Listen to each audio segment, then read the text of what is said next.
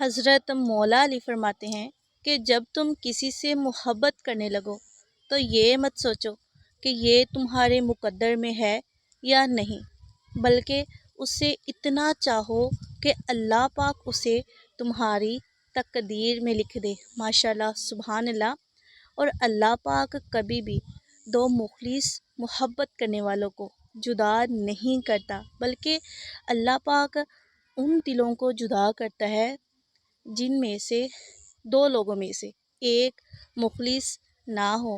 اور محبت عبادت ہے، اور عبادت کرنے والے اللہ پاک کے بہت ہی نزدیک ہوتے ہیں۔ اور سچی محبت جو کرتے ہیں نا، وہ کبھی بھی جدا نہیں ہوتے، کیونکہ دلوں میں محبت ہمیشہ زندہ رہتی ہے، اور وہ ملے یا نہ ملے، لیکن محبت کبھی بھی ختم نہیں ہوتی۔